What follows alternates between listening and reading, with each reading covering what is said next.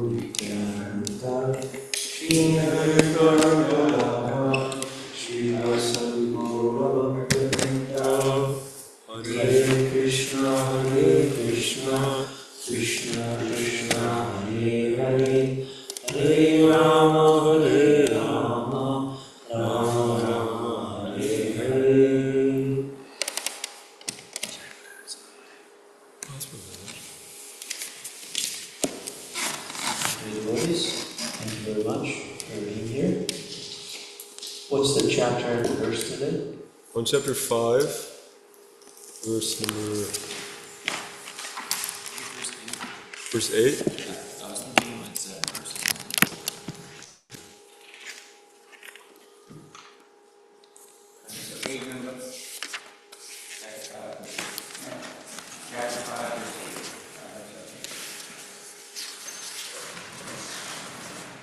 It's 280 in the big book.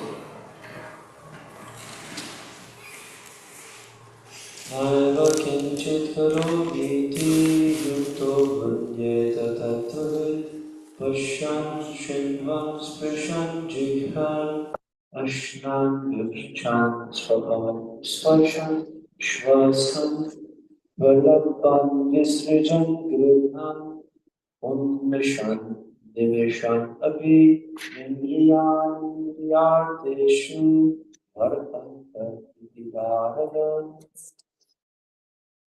A person in the divine consciousness, although engaged in seeing, hearing, touching, smelling, eating, moving about, sleeping and breathing, always knows within himself that he actually does nothing at all. Because while speaking, evacuating, receiving, opening, or closing his eyes, he always knows that only the material senses are engaged with their objects, and yet visibly from them. Text 10. Brahman yadhaya karmani sangam tyakva karoti yaha vidyatena sapapena dharma patram vivambasar. One who performs his duty without attachment, surrendering the results unto the Supreme God, is not affected by sinful action, as the lotus leaf is untouched by water. Text 11. Kayena manasa buddhaya kevalar indriyarapi yoginam karma kurvanti sangam yathatma shriyate. Yogis abandoning attachment, act with body, mind, intelligence, and even with the senses, only for the purpose of purification. Text 12. Yuktakarma param tattva shanti bhavnoti nashiki ayukta kama karena parasya sattva vibhadyate. The steadily devoted soul retains unadulterated peace because he offers the result of all activities to him. Whereas the person who is not in union with the divine, who is greedy, the fruits of his labor comes. Text 13. Sarva karmani manasa sanyasaste sukham vashi navakare dehi naiva kurvanna karaya. When the embodied living being controls his nature and mentally renounces all actions, he resides happily in the city of 9 gates, the material body, neither working nor causing work to be done. Together in unison, text 14. Nakartitam nakarmani lokasya srijati prabhu nakarma palasam yogam svabhavastu pravartate. The embodied spirit, master of the city of his body, does not create activities, nor does he induce people to act, nor does he create the fruits of action. All this is enacted by the modes of material nature. Text 15. Nadate kasyachit papam nuchaiva sukritam vibhu ajnanenavritam jnanam tena muyanti jantava. Nor does the Supreme Spirit assume anyone's sinful or pious activities. Embodied beings, however, are bewildered because of the ignorance which comes from knowledge. Text 16. Jnanena tu tadajnanam yesham ashritam atmana tesham avidyavarjnanam prakashayati tatparam. When, however, one is enlightened with the knowledge by which he enters is destroyed, and then the knowledge reveals everything, as the sun lights up everything.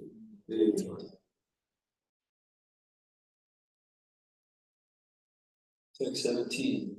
Tadbudhayas tadhatmanas tanishtas tadparayana gacchantya punavritim jnana-nirvutakalmasha.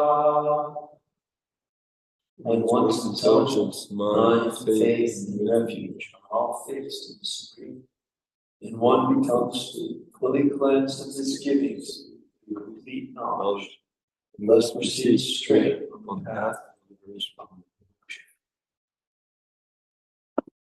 Final text, text 18. Vidyadmaya sampane brahmane yavihastini shuni chaiva shupakecha pandita samadarshana. The humble sage, by virtue of true knowledge, sees with equal vision a learned and gentle Brahman, a cow, an elephant, dog, and a dog-eater, outcast. So let us return to chapter 5, text 8. Translation.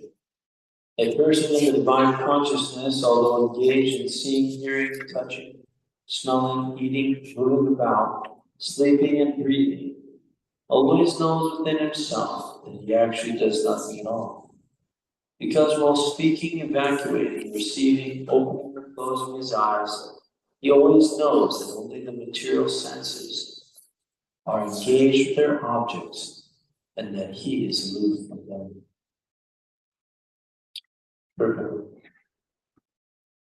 A person in Krishna consciousness is pure in his existence.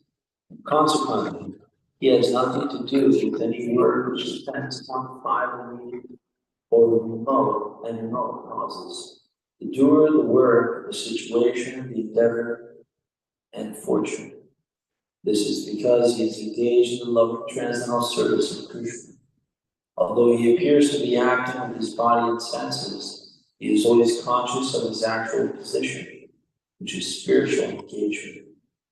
In material consciousness, the senses are engaged in sense gratification. But in Krishna consciousness, the senses are engaged in sense gratification. In satisfaction of Krishna senses. Therefore, the Krishna conscious person is always free, even though he appears to be engaged in things of the senses. Activities such as seeing, hearing, speaking, evacuating, etc., are actions for the senses meant for work. Krishna consciousness person is never affected by the actions of the senses. He cannot perform any act except in the service of the Lord, because he knows that he is the eternal servitor of the Lord. So this word divine consciousness, this is here, this means yukta. So the verse before this was stating one who works in devotion, yoga yukto. So yukta means to be engaged. So just like we hear, yukta vairagya means to renounce something by using it, engaging it. That engagement means to engage it in the service of the Lord. So text number 6 and 7 talk about this devotional service. So text 6 says, unless one is engaged in the devotional service of the Lord, mere renunciation of activities cannot make one happy. The sages, purified by works of devotion, achieve the supreme without delay. And 7, one who works in devotion was a pure soul who controls his mind and senses is dear to everyone, and everyone is dear to him. Though always working, such a man is never empty. And today's verse, a person in the divine consciousness, right? So that's that yukto. So this word is coming up in 6, 7, and 8, and 9. So the divine consciousness, that means one who is engaged in the service, the devotional service of the Lord. Right? Although he's doing things, right? He's thinking, right? He is, it says, Yukta Manyata Tattva, one who knows the truth. This tattva is also found in the Srimad Bhagavatam. It states that those who know the truth, they know that the supreme absolute truth is realized in 3 phases. Brahmantyeti, Brahmantyeti, Bhagavaniti Shakyate. This tattva, they know the truth. Such persons, right, even though they are seen, which is the Sanskrit for seen. Okay, and this verse.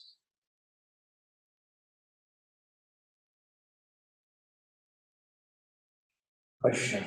So the question, then Shrinvan. Shrinvan means hearing. Right? We hear Shravan. So this Shruti, Shravana, like that. So Shrinvan means by hearing. Sprishan means by touching. Sparsha. This is a similar word. This by touching. Jigna means by smelling. Ashna by eating. This is interesting. This Ashnami by Tatmana. Ashnami means by eating. Krishna in the 9th chapter, 26th verse, he states, if one offers me love, devotion, a meat, flour, food, and water, I will accept it. The word he uses in Sanskrit is Ashnami, which means literally he will eat. So this word by Krishna, that's very interesting. That Krishna, he likes to eat only what is offered with devotion. So by eating, and Gachan by going, Swapnan by dreaming, Shvasan is by breathing, Pralapan by talking, sounds like Pralapan by talking, right? Visrijan by giving up, Vrinan by accepting, Unmishan by opening, Nimishan closing. Right? In spite of upheaval, this means in spite of doing all those things, right? In spite of doing all those things which every materialist and every animal is doing, right? Then it says here that he is not, that only the material senses are engaged, and he is aloof from them. Right? So this means that the person in Krishna consciousness, right, he doesn't have anything to do with the activities of the senses and the body, working senses, like that, because his senses are engaged in giving satisfaction to Krishna's senses.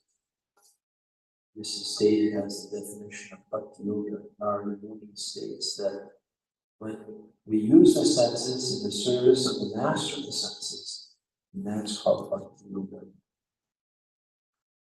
So,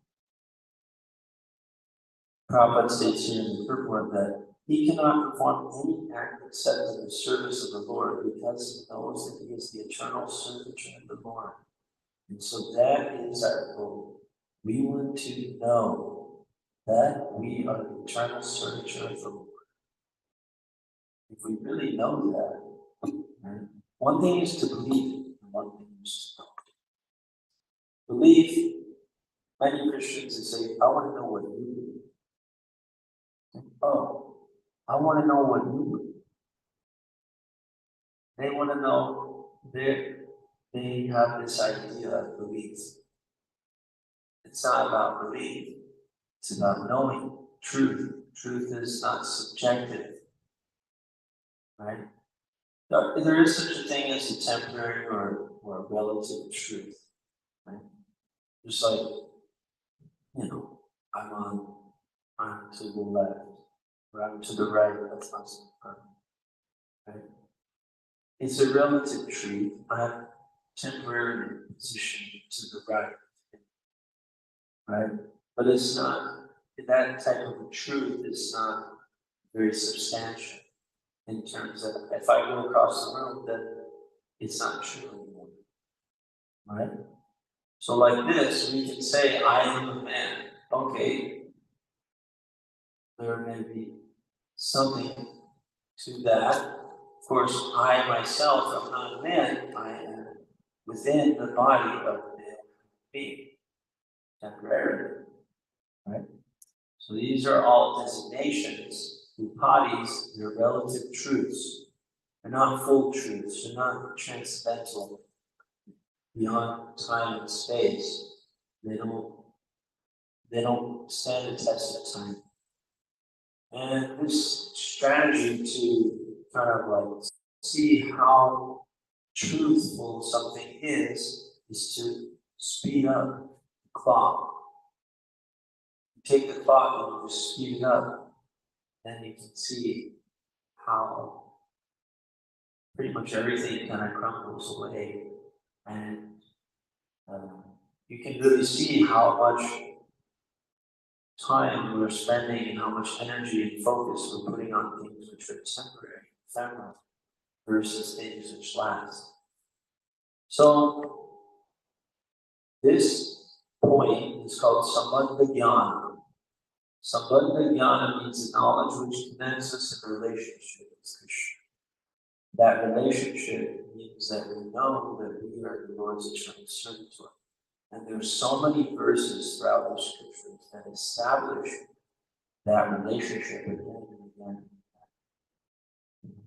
Krishna's being great, and ourselves being very, very small, very infinitesimal. There's one famous verse, Nityo Nityanam, Chaitanas Chaitananam, Eko Bhavunam Yom Vidhati Kaman. It actually goes on, there's 2 more lines. But the beginning says Nityo and Nityanam. That means there's the eternal, and then there's the source of the eternals, or there's the Nityanam. Then there's the Chaitanas, Chaitananam. Then there's the source of all those Chaita. This Chaita word means consciousness. So, Chaitanya, or Chaitanya, or Chaitanya, like that. So this means the consciousness, or the living force, right? Chaita Guru means the Lord is in the heart.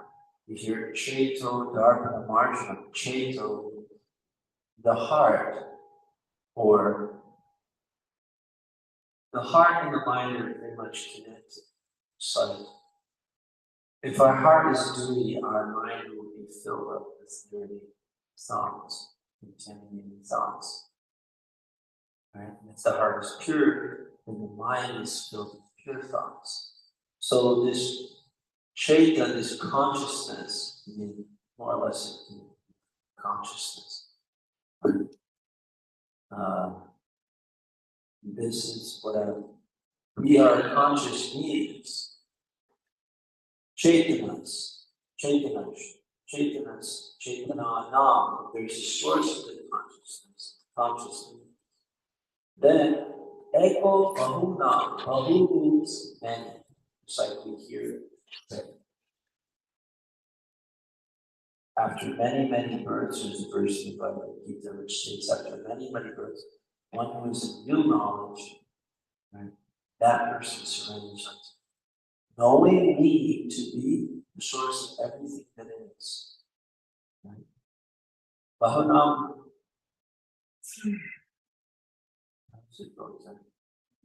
Janmanam.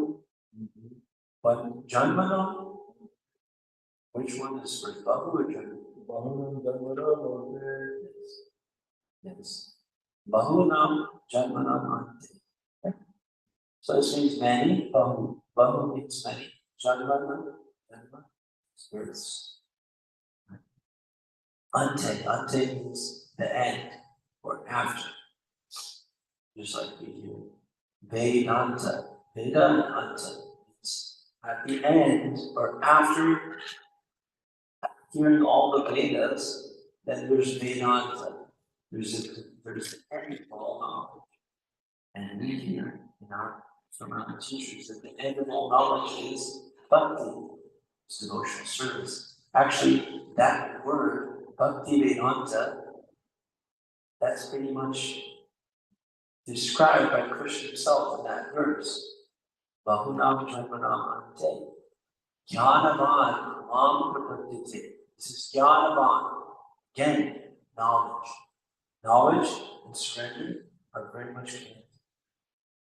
So Jnanavan means possessor. Just like we hear Bhagavan. Right? Bhagavan means the one who is the possessor of Bhaga. Bhaga means opulences. So Bhagavan is the name for it. Next up is suspicions. Krishna. Right? Have you heard that? Right. So Bhagavan. So Bhagavan. Jnanavan. Jnanavan means possessor of knowledge. Jnanavan Mam Prapadite. Prapadite means surrender. He surrenders unto me. After many, many births, one who is actually knowledge surrenders unto me. Right? Knowing me to be cause of all causes and all things. Such a great soul is very rare. That person, Vasudeva Sarvamiti, Samahatmas, Samahatma. That person, such a person, he, Samahatmas, Sudurlabha, is extremely rare. Durlabha means rare. Sudurlabha means extremely rare. So, this is speaking about that same person, actually. That same person who ends up surrendering to Krishna, knowing him to be the cause of everything. That is very rare. That same person is being spoken about here. And he knows, this same person knows that he's in the divine consciousness, he's always engaged in devotional service. That person knows that the senses are active, but he is actually living. And at the end of this purport is what I was describing, is that he knows he's the eternal servant of God. Therefore, he cannot perform any act except the service. So, cultivation of knowledge is really important. The cultivation of knowledge will slash off by doubts and become firm and free from doubt. That's discussed by Krishna at the end of the Gita, where he asks Arjuna, have you become, convinced, have you heard attentively with your mind these words that I've spoken to you? And we should ask ourselves again and again, how convinced we are about Krishna consciousness. Ritual is one thing. When we practice the rules of Krishna consciousness, then we are surely, moving forward in our devotional service. But depending on our advancement, Krishna really wants to see us become active participants in an exchange of love. Does that make sense? Has anybody personally realized that?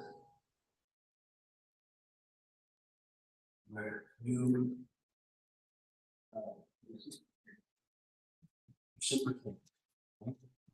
Person.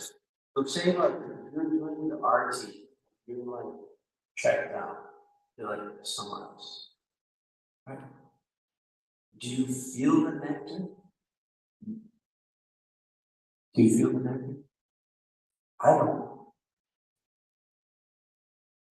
Right? But when you're there, you're saying, oh wait, that's going to die. They literally saved the entire planet. Now, then they're doing it. They're spreading this whole planet. This is the only hope for the entire society. Nobody is getting out of the cycle of birth and death except for their mercy. And they're right there. And I'm here, and I'm singing. And I'm praying to them beautiful songs composed by completely liberated souls who have nothing to do with material sense gratification. And I'm over here, and I've been given this amazing gift to be able to participate in pleasing them in this very special way.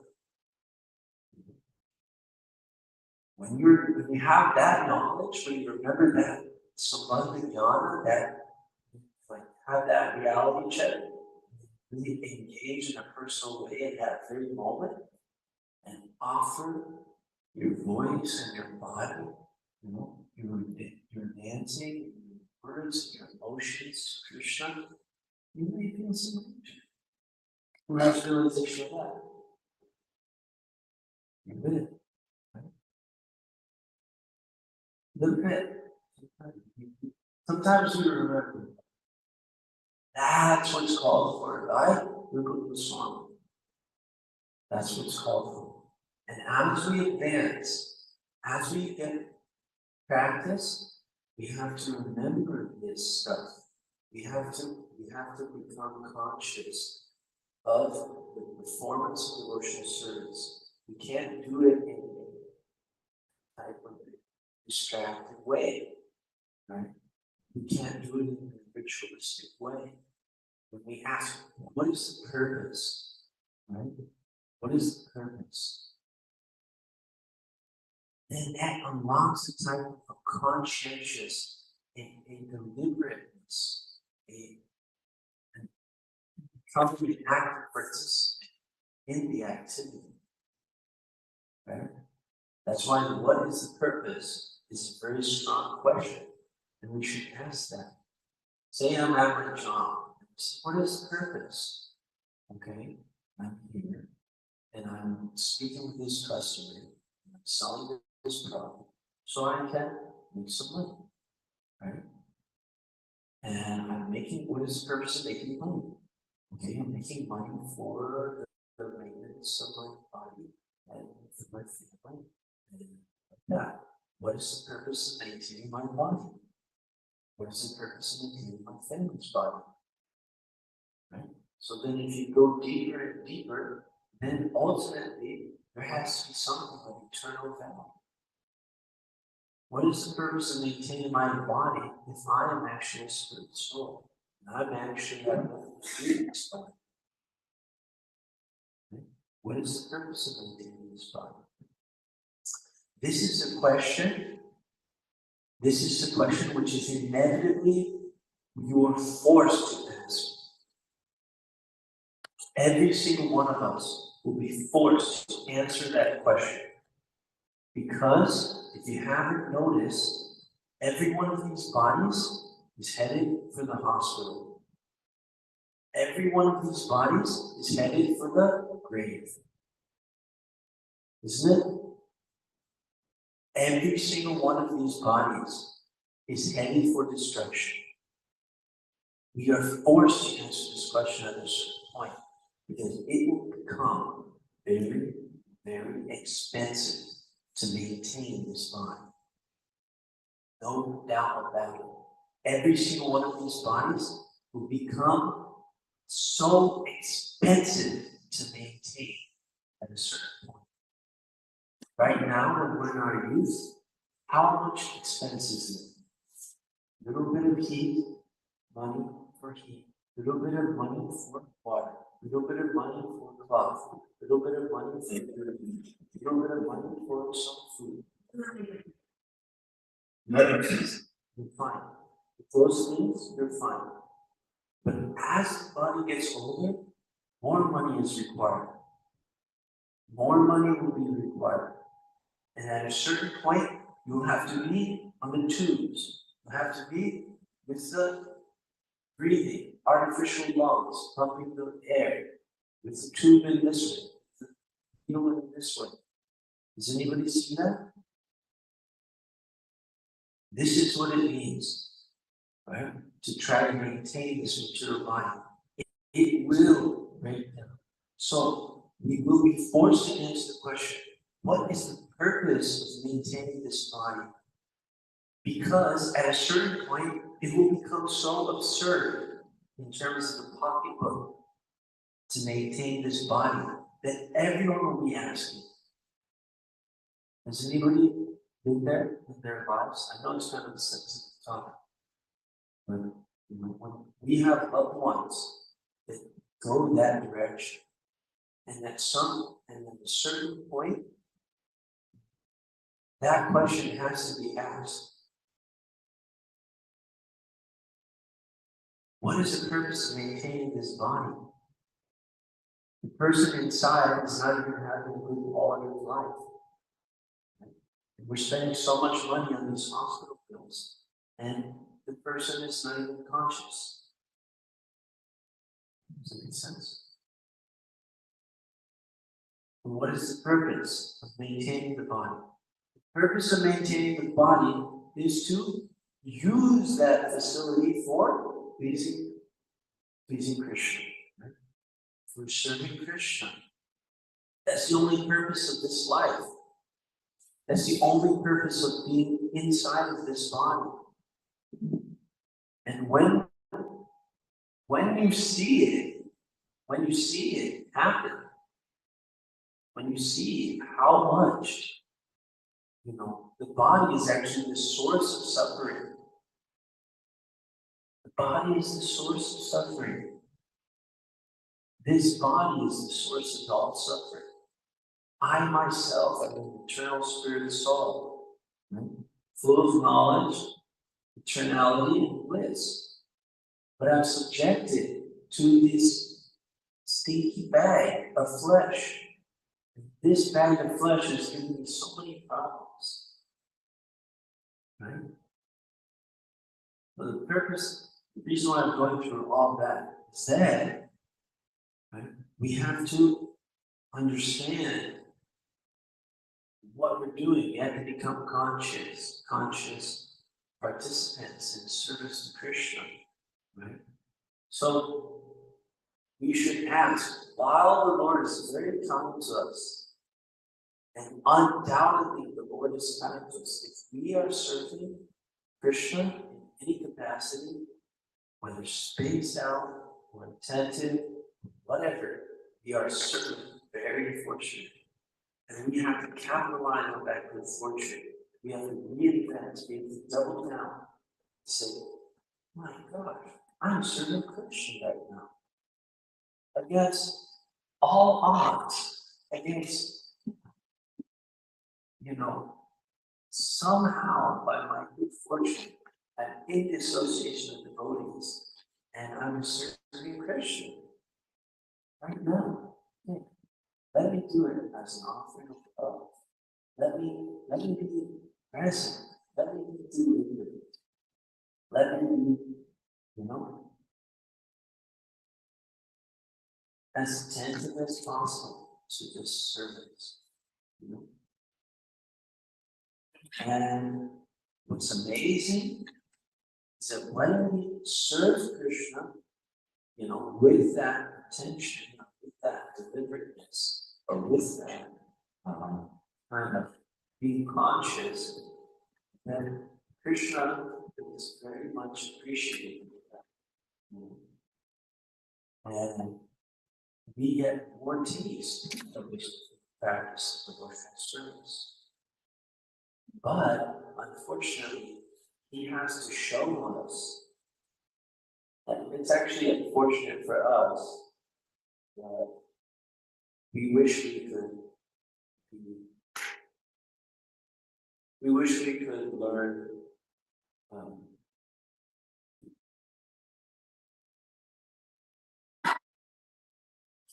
the fast way, I would say. If we're inattentive and we don't connect what our activities are with the goal. What's the ultimate goal of devotional service is actually to please Krishna. The goal of devotional service is to love Krishna.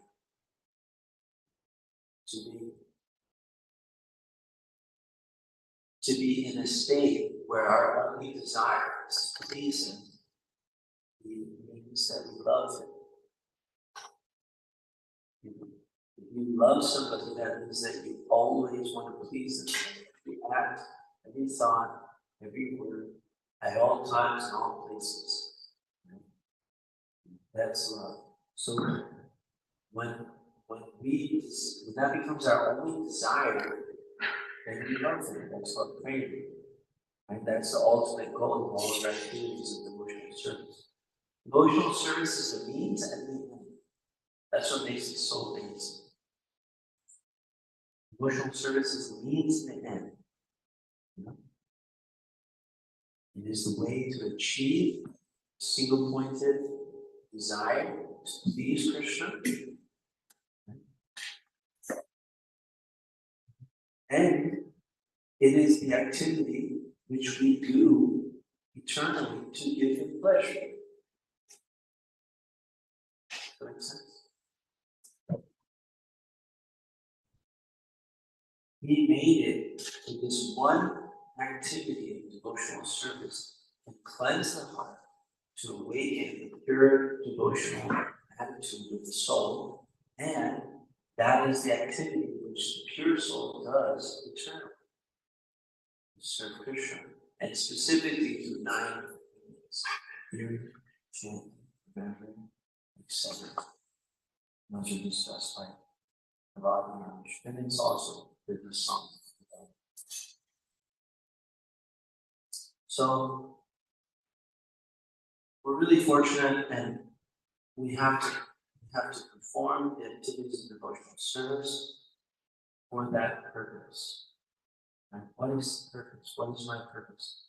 My purpose is to awaken pure love of God in my heart and to help awaken that in the hearts of everyone else, everybody in the world. So we have to connect every one of our activities with that.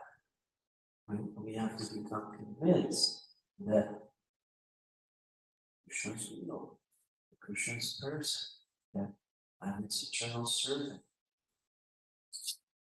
And then we have to perform our devotional service in that type of conscious state. So those are some long-winded comments. Thank you for your attention, and so to sit back with all the devotees. Please say some prayers for me. Support the time. I'm sure you got by without that. And I hope I can serve you more. So, do the devotees want to say anything?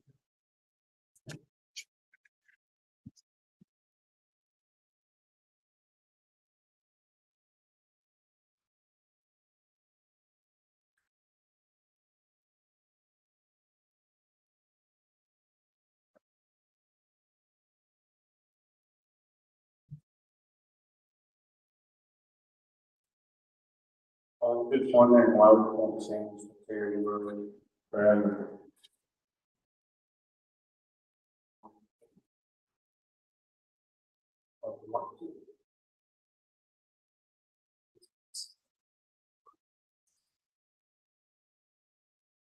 This place is not a fun place. It's certified by Krishna. The place of suffering. Everything is ephemeral. Ephemeral means that it's temporary, but it's fleeting. It's transitory. So we are eternal beings. It's not very likely. Actually, it's impossible that we be satisfied by something which is temporary. Everybody wants to live forever. Nobody wants to die. Only when we become very, very covered over do we want to die. You know, you may have that feeling, but it's actually sentimental. It's a sentimental type of life. Actually, if we want to die, it's verifiably sentimental because we're thinking that we want to die and somehow that will be better. Right? So that means that there's a contrast, which means that there will be some sort of continuation of consciousness. Does that make sense?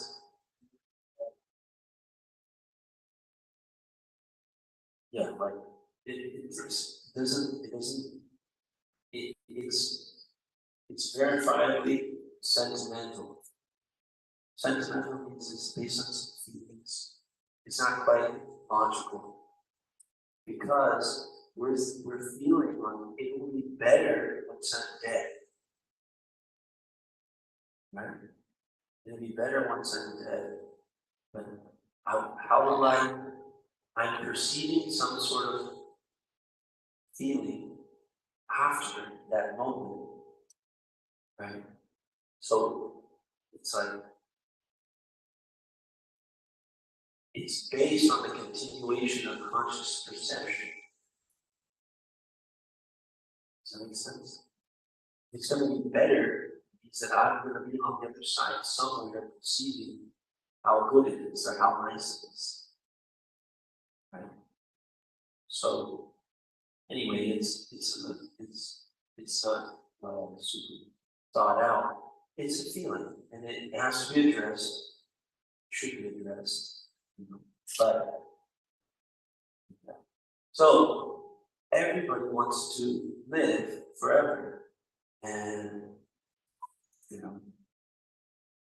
we're in this temporary world where everything is done. we also have to seemingly, die, right? So, if you want to stay in this material world effective, then Krishna gives that option as the demoniac path to be thrown down further and further into the lower species of life, because we're very enemies of Krishna. So then we stay in the lower phases of life, and then when finally Lord Brahma's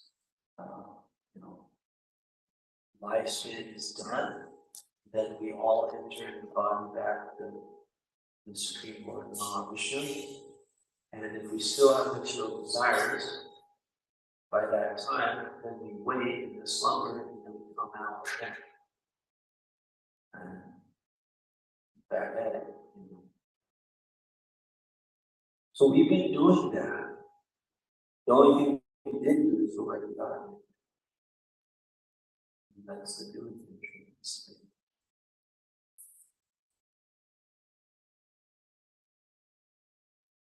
Anybody else?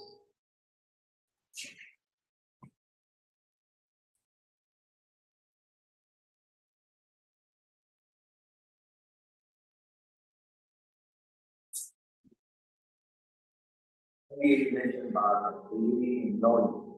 My question is, how can we turn believing, knowing? Good question. Yeah.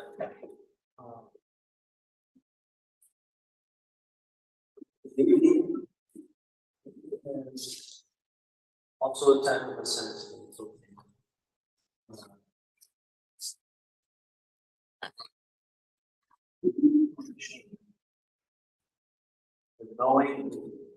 Knowing is about realization.